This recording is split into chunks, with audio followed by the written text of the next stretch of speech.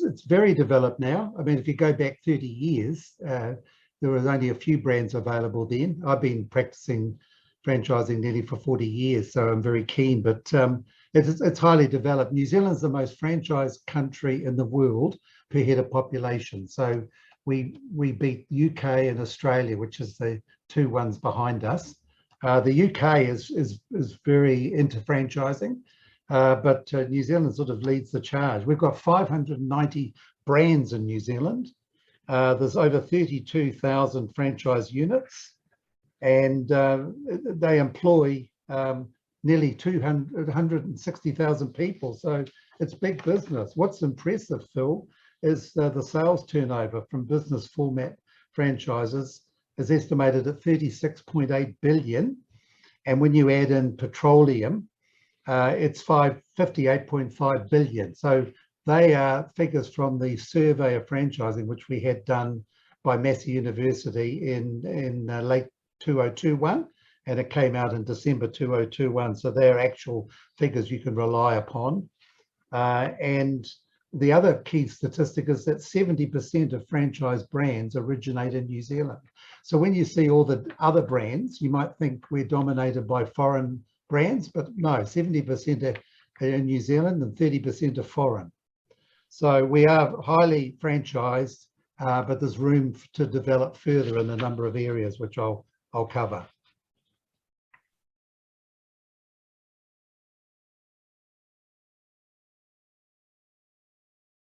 Well, we're big eaters, we know that. So food is always a go-go and pretty successful in service. So people now work harder, especially before COVID. They were in the office longer. Now they're at home and in the office. So people like being helped with service industry. By service, I mean having your lawns done, your pool cleaned, your house washed. A lot of those are franchises. Health is a big area to expand. So when you look at Bay Audiology, I mean, that's a franchise. So all that area of health, there's still a lot of potential there.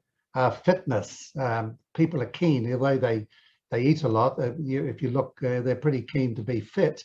I drive on the waterfront every day from where I live, and you see people running. And of course, we're big on bicycles now because the government spent a lot on bike lanes. So they're the main industries which are attractive, but really anything can be franchised. And if it can't, then there's a reason why not.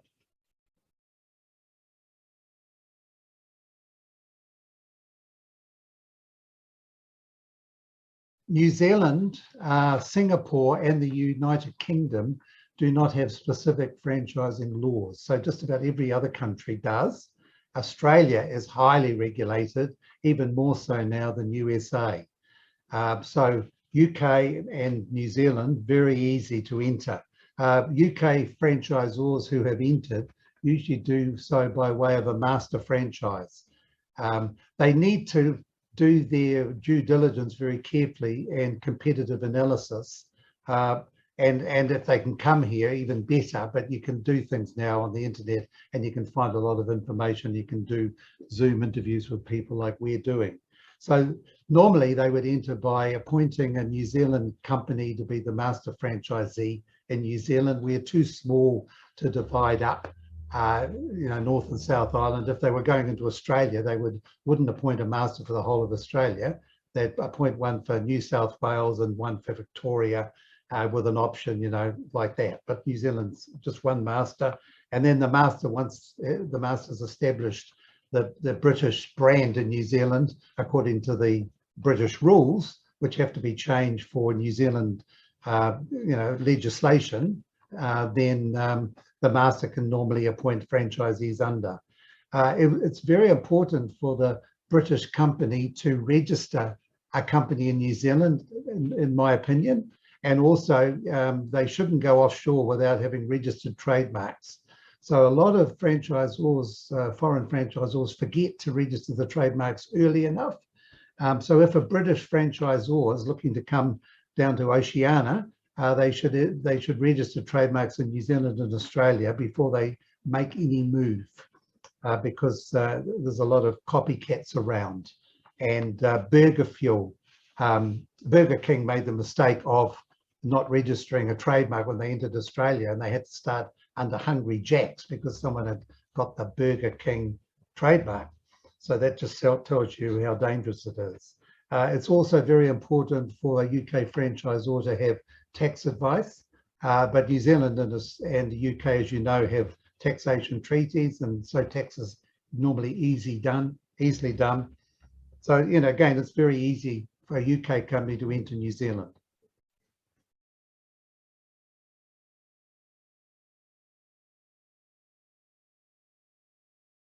So the main advantages are we're very easy to enter.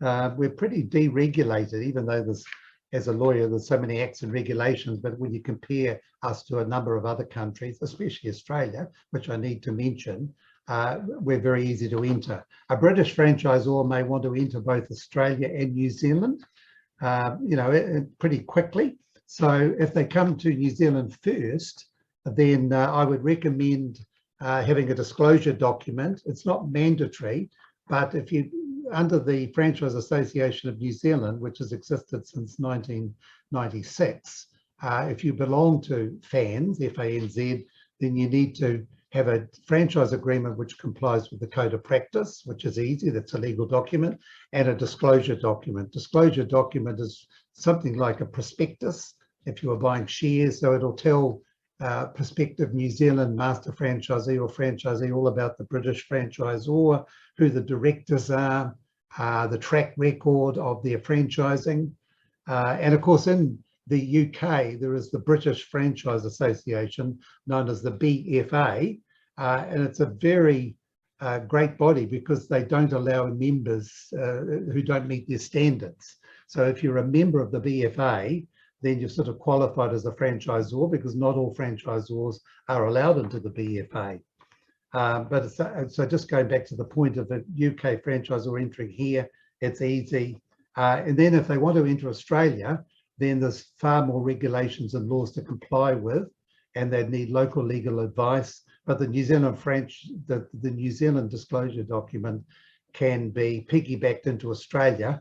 It's normally about 20 pages here, but in Australia, it'll be blasted out to 80 to 100 pages because of their laws. So you'll see what I mean. But there are advantages in UK businesses coming here. But New Zealand and the UK have done business for years. And so there's an affinity there with products and services. I mean, Jaguar is still, you know, a car of choice here. And Rolls-Royce and Bentleys and all those lovely vehicles. So we like high standards when we like UK products, and there's a lot of exporting and trade between the two countries. So it's very easy for New Zealand to go into the UK and vice versa. The challenges, well, there's not many challenges. You might think distance is a challenge, but distance now is nothing when you've got Zoom and websites. There's nothing like a personal meeting though. So probably 15 years ago, I spoke in London for the BFA because they were looking at bringing a UK delegation to New Zealand. So there were about 20 people at a luncheon at a hotel in Hounslow, which I remember is pretty close to Heathrow. And so in talking about that to the British people, that resulted in that resulted in a delegation of British franchisors coming in. I think there were about 10, but 2 in particular, Signs Express and Oscar's Pet Foods, got really interested in New Zealand. So I was asked to try and help Signs Express find a master, which I did. And Oscar Pet Foods, in the end, they decided not to come. But Martin Dancy, who was the founder of Oscar Pet Foods in the UK, he was so enthralled with New Zealand and my description of it in London that he now lives here permanently.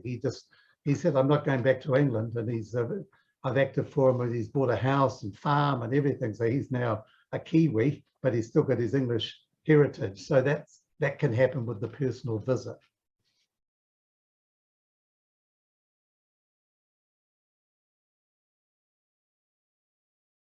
So Remax, which is worldwide real estate, that's spelled block capitals RE/MAX. It's always block capitals. So that's a real estate franchise started in the USA. That's all around the world. LJ Hooker came in from Australia and I act for them here. So that's a real estate company. Snap Fitness came in from the USA and we act for them here. And they're all around the world too. And they're in England, I know. Jim's Mowing came from Australia. That's in New Zealand. Just Cuts. Now, Just Cuts is a sort of a cut price hair salon for men and women. You don't need to make an appointment, but the trainers are all professional hairdressers. So that's been very successful in Australia. It came in New Zealand about 20 years ago. I acted for the master here. We got up to 45 Just Cut salons, mainly in shopping centres. And then Scott did so well that the Australian franchisor bought him out. They wanted to take back New Zealand. ERA, Expense Reduction Analysts, so they're around the world. They'll be in the UK. So that's a great franchise known as ERA. So what they do is they'll come into a business and they will say that they can save you a lot of money in overheads. So they'll do an analysis of all your expenses. They don't charge you to do the analysis. And then they come up and say, you know, you're currently paying 100,000 in overheads. If you follow all the leads that we're giving you, that'll drop to 75,000. And then they take, so that's a 25,000 fee reduction a year, well, expense reduction a year, and they'll take a percentage of that as their fee, which is so that's been very successful. KFC, everyone knows about, Colonel Sanders Chicken. And the other one that's interesting is Carl's Jr. So that's a burger franchise from the USA. And I think they're in many countries. So we've got eating there, we've got the service with ERA, we've got hairdressing, we've got real estate, and we've got fitness, which is, funnily enough, topics I covered earlier.